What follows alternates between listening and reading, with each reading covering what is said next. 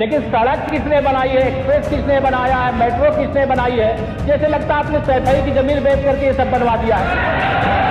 तुमने घर के अपने पिताजी से पैसा लाते हैं बनाने के लिए, तुमने राशन काटा है तो पिताजी क्या बात है।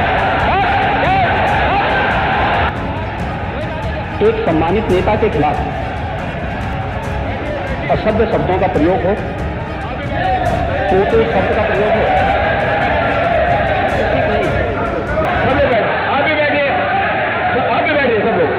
राजीव बैठो।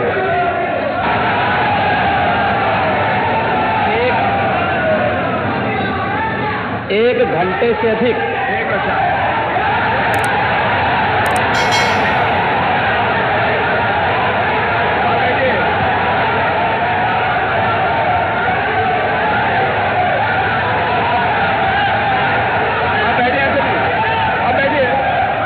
माननीय अध्यक्ष जी, नेता सदन खड़े हैं माननीय, आप अनुमति दे चुके हैं, उसके बाद ये शोर शराबा ठीक नहीं है, ये उचित बात नहीं। अध्यक्ष जी,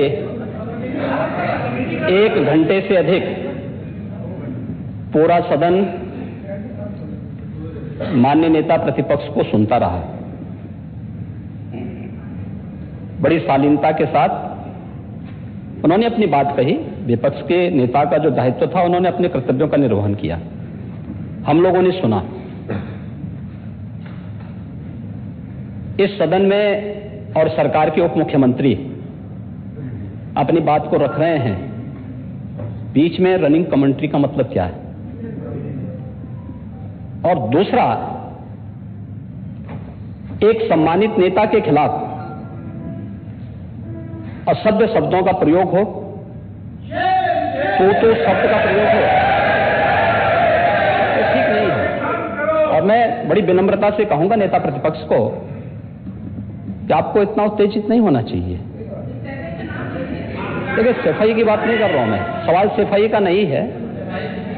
देखिए, हम लोग भी जो विकास कार्य करा रहे हैं, या आपकी सरकार के समय जो विकास कार्य हुए होंगे, ये हमारी ड्यूटी थी।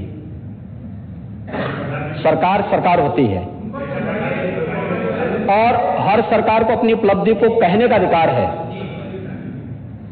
माननीय उप मुख्यमंत्री जी ने बिल्कुल सही कहा कि विकास, आपने कहा, आप विकास की जब चर्चा हुई तो उन्होंने जो बातें कही बिल्कुल ठीक ढंग से की थी। आपके यहां के दूसरे नेता या जब माननीय उप मुख्यमंत्री का यहां पर भाषण संपन्न होता, उसके बाद अपनी बात आप लोग कह सकते थे। लेकिन देखिए, मैं कल भी देख रहा था, कल माननीय वित्त मंत्री जी यहां पे जवाब देने के लिए खड़े हुए, उन पर जिस तरीके की भाषा का प्रयोग उस समय किया गया, आज फिर हम देख रहे हैं। देखिए, लोकतंत्र में हर सदस्य को सदन में अपनी बात रखने का पूरा अधिकार है, और अगर आप कहेंगे तो कैसे इस बात की अपेक्षा रखते हैं कि इस पार से उसका जवाब नहीं मिलेगा? पूरे एक घंटे से अधिक समय तक पूरा सदन और खासतौर पर सत्ता पक्ष से जुड़े हुए सभी मान्य सदस्यों ने आपकी बात को बहुत ध्यान से सुना। देखिए, सहमत होना ना होना अपना विषय है, नहीं, सवाल दूसरा नहीं। देखिए, सफाई भी इसी प्रदेश का हिस्सा। अध्यक्ष महोदय, सवाल ये नहीं है, मैं सुनने को तैयार हूं। अच्छा, मुख्यमंत्री जी बोल रहे हैं, सफाई भी तो इसी प्रदेश का हिस्सा है।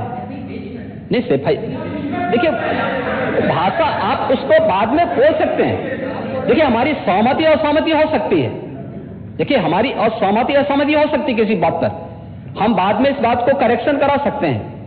लेकिन तो मैंने शब्द का प्रयोग नहीं किया जाना चाहिए, और किसी भी असभ्य भाषा का प्रयोग नहीं होना चाहिए।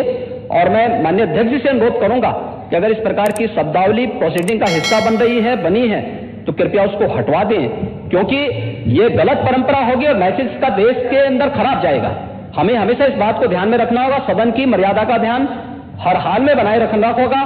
दूसरा, जब एक सदस्य बोल रहा हो तो सदस्य के बीच, और खासतौर पर उप मुख्यमंत्री बोल रहे हैं, तो बीच में रनिंग कमेंट्री करना, बीच में धमकी देना, ये चीजें ठीक नहीं है। और मुझे लगता है सदन की मर्यादाएं इससे आहत होती हैं, कोई भी इसको नहीं स्वीकार करेगा। और मैं विनम्रता से कहूंगा माननीय नेता प्रतिपक्ष को, उनका सम्मान है, वे सबसे बड़े विपक्षी दल के नेता हैं, और मुझे लगता है कि इस मर्यादा की अपेक्षा केवल सत्ता पक्ष से ही न करें, विपक्ष भी उस मर्यादा का पालन करेगा तो दोनों का सम्मान बना रहेगा, और ये सम्मान दोनों का बना रहे।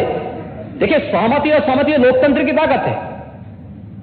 या आवश्यक नहीं, हम ये नहीं कहते हमारी बात से सहमत हूं, या मैं ये भी नहीं कह सकता कि मैं आपकी बात से सहमत हूं। जब मेरी बारी आएगी, मैंने तो पूरे 1 घंटे तक आपकी बात को सुना।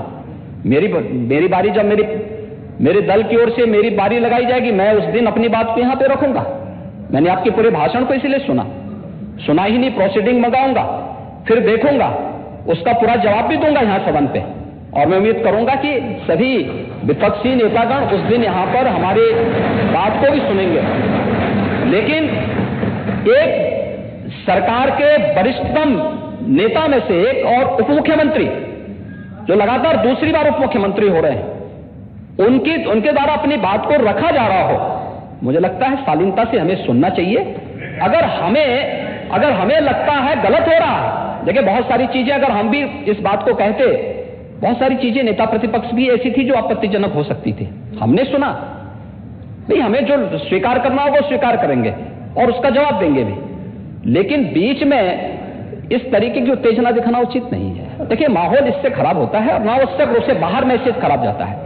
हमारे बारे में टिप्पणियां होती हैं, सदन के बारे में टिप्पणी होती है, हर एक सदस्य की मर्यादा भंग होती है और सदस्य की इसका सम्मान बाहर तार होता है, पब्लिक में इसका मैसेज खराब होता है। और इस प्रकार की शब्दावली का प्रयोग न हो, और अगर ये तो शब्द का प्रयोग हुआ है तो मैं आपसे अनुरोध करूंगा कि कृपया इसको सदन की प्रोसीडिंग का हिस्सा कतई न बनाने दिया जाए, क्योंकि ये आने वाले समय में नजीर बनेगा। फिर यही होगा जो इससे पहले इस सदन में होता रहा है, उस चीज को हर हाल में रोकना होगा। और मैं आपसे विनम्र अनुरोध करूंगा कि ये रनिंग कमेंट्री, बीच में धमकी देना, ये चीजें बंद होनी चाहिए। अच्छा होगा कि कार्रवाई को लिखवा लूंगा। धन्यवाद। मैं कार्रवाई को लिखवा लूंगा। अध्यक्ष महोदय, जो बात अगर नेता सदन ने कहा कि कोई अनपार्लियामेंट्री लैंग्वेज या वर्ड्स आए तो उनको निकाल दिया जाए, मैं भी सहमत हूं। लेकिन मेरा अध्यक्ष महोदय वही निवेदन ये भी है कि किसी को पर्सनल नहीं कहा जाना चाहिए। सैफई, आपको बहुत ज्यादा सैफई की जमीन बेच करके हम और आप लोग तो जनता हमें मौका देती है अपना बजट खर्च करने के लिए, आपको और हमें मौका मिलता है। मंत्री जी ने कहा ना कि कोई भी वो सरकारी पैसे से होता है। मेरा यही निवेदन है नेता संघ से, बहुत अच्छी तरीके से इस तरह की बात नहीं आए कि जमीन बेच करके कर दिया जाए। माननीय केवल मैंने ये कहा था कि जो आपके जिले के लिए जो 4 लेन बनी थी वो किसने बनाई थी? माननीय उप मुख्यमंत्री जी। क्या बात है? माननीय ध्यान दें, सुने सब लोग। बीच में माननीय अध्यक्ष महोदय, बीच में जो भी अनुपस्थित मेरे को जो कुछ भी हो। माननीय अध्यक्ष महोदय, मैं बीच में जब मैंने अपना भाषण कर रहा था उसमें नेता प्रतिपक्ष खड़े होकर के क्या कहे, शोर शराबे में बात सुन नहीं पाया। लेकिन जो मेरे कहने का एकमात्र तात्पर्य है कि उत्तर प्रदेश की जनता की सेवा के लिए जनता ने आपको नकार दिया है और भारतीय जनता पार्टी को लगातार स्वीकार किया। आपको ये 5 साल सत्ता में नहीं रहे, आगे 5 साल के लिए फिर विदा हो चुके हैं। 2027 में चुनाव आएगा, मैं तो यह मानता हूं कि फिर कमल खिलेगा, फिर आपका अभी कोई भविष्य इस समय नहीं है।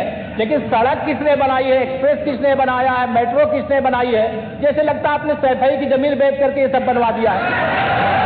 तुम अपने घर के अपने पिताजी से पैसा लाते हो बनाने के लिए? तुमने राशन काटा तो पिताजी क्या बात है?